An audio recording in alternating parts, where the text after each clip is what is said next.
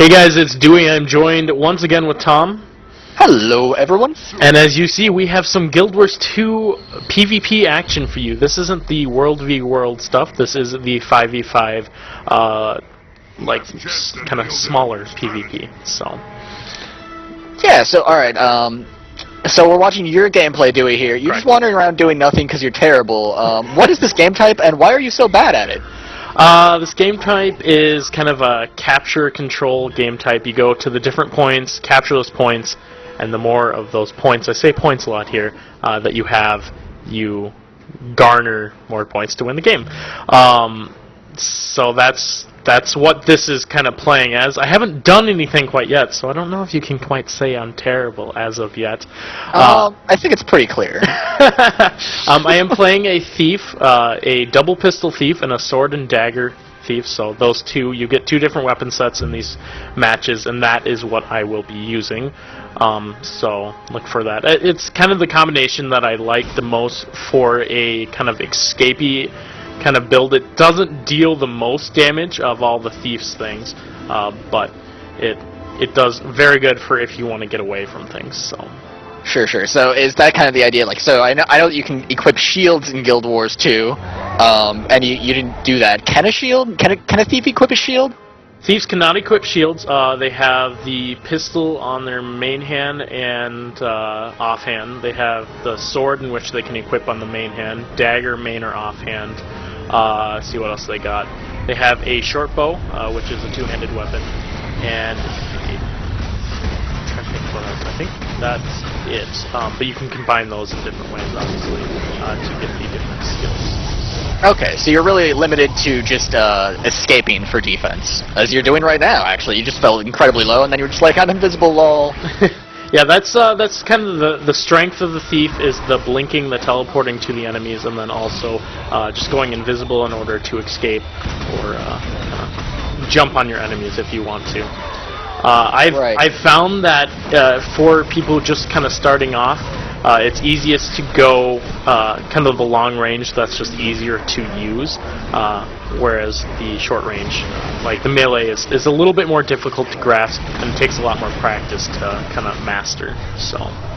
Right. So, yeah, from what I've seen in Guild Wars 2, it's really effective to switch weapons for the situation simply because your cooldowns refresh, right? Like, you've got a second set of abilities that are all free to use immediately when you switch weapons, right? Yep, and there is a short cooldown for switching the weapons, but most of the time that cooldown is enough for, your other skills to be, they'll still be on cooldown, so when you switch weapons, you'll be able to use those skills right away. Right. And so we've already established you're terrible at this game, but you've also not died, so these people must be terrible, or the thief is broken. Thief Imba? Thief OP? So this is actually the down state. You have a couple options during down state. You can fight to survive, so you can kind of heal yourself, and if you get to the full heal bar, you'll be revived. You can also attack things, and if you kill something, not just down, but actually kill it, then you will get revived again. And then usually they have some sort of other damage skill, and with the thief they also have something in which you can escape being finished off. So. Cool. Yeah, from other videos that I've seen, it seems like most classes do have something that they can use to escape, or at least, like, knock someone down when they're trying to kill you. And I have definitely found that the most obnoxious class to play against in PvP was the Mesmer. Just with all the illusions and everything, pretty much I found if you take your eye off of the Mesmer for a second, that illusion, they'll switch places or something like that, and it'll just cause lots of mayhem and not fun. As you see here, I am actually running away, and to the right there you saw one of the neutral camps. It works where if you kill this neutral camp, you get 50 points towards your total. So it's advantageous to find one of these camps, and actually, if you have someone on your team that can solo them, having them go for those right away is a nice thing to have. And there you go, stupid transforming into a bird and not allowing into a Moa bird. Jeez, that lasts a long time. Is that an elite skill? Do you know? I'm not exactly sure, actually, of what skill that is, but it's annoying as shit because it kind of halts that ability to escape as the thief. So because I know, like, the PvP, you really need to focus on what you're doing exactly and what, you know, your situation presents yourself to. If you are overwhelmed, you know, it's better to go and try to, you know, cap or maybe even distract the enemies long enough for your allies to cap other points.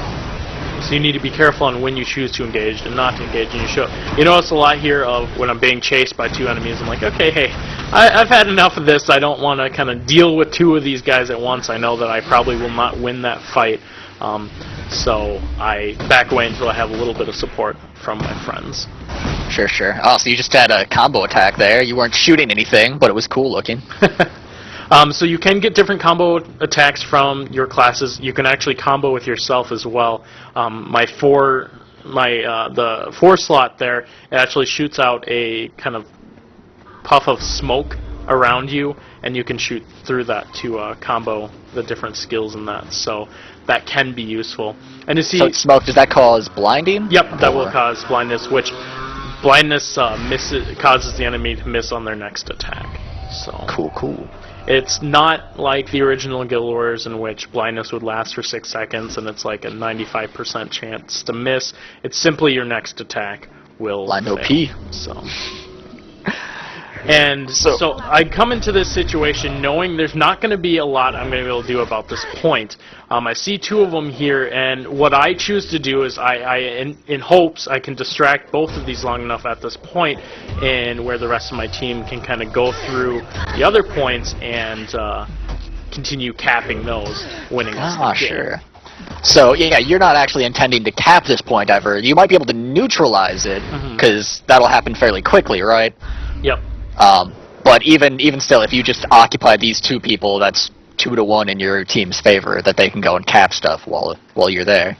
And with the amount of escape skills that I have, it's very easy to run away. Right, and then if they just leave, I mean, they should obviously just keep 1 person there, but are they going to be organized enough to do that? Probably not. They still have 2 here. It definitely, it really depends on the class. I've found that I can 1v1 a lot of classes. The Thieves do have a little bit of burst damage. I'm not quite spec'd to do a lot of burst damage, but I can if need be, and I can generally 1v1 a lot of classes.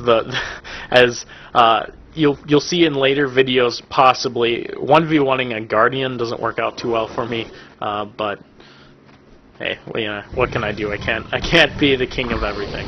And right. So the enemy, your team killed the neutral monster while you were distracting them at this point, right? So now you've got a buff from that, and then you also got some points. Looked like 50. Yep. Right. Yep, 50 points from the neutral buffs. So definitely something you want to, you know, as this PvP develops, people, you know, generate more strategies and kind of figure out. Yeah, I do a fairly decent job of taking a lot of damage and just running away constantly. The Thief has some terrible abilities for chasing and just not very fun. I might have to stop poking fun at you because this is actually pretty good on your part. But I mean, you're clearly a coward. I can still poke fun at you for that. But this is actually very effective in terms of winning a game. Well, it's just, you know, I think at one point in time I have almost 4 people on this cap shrine, and then of course I'm like, here, okay, I'll neutralize your point if you guys are just gonna leave me alone. Oh, you almost did. It almost ticked down all the way there. Oh, are you gonna get it here? Oh, not so. Okay, so if you're invisible, no, you don't capture then. Correct. So you know, that's you know, if you want to heal, sometimes because the heal on the Thief, or at least the one that I choose, is that you go invisible for a short time and then heal a little chunk there. So. Right. And at this point, you can tell we're mostly going to win. We have 471 to 279. And at the beginning of my running around this area, it was quite even. But being able to distract that many people allowed for my team to take advantage of that, which they did. And it definitely helped out in winning the game. It's not over completely, but at this point, it pretty much is. Yeah. So even if you hold 1 point, you still keep getting points, right? Correct. it's not you need to own the majority in order to continue getting the points. It's just so long as you own a point, you will get some. So I don't do the best.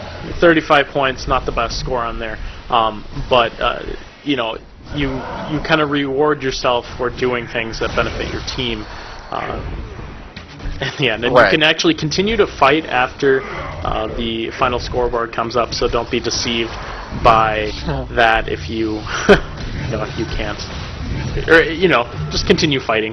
That you've already won at that point, but just for fun.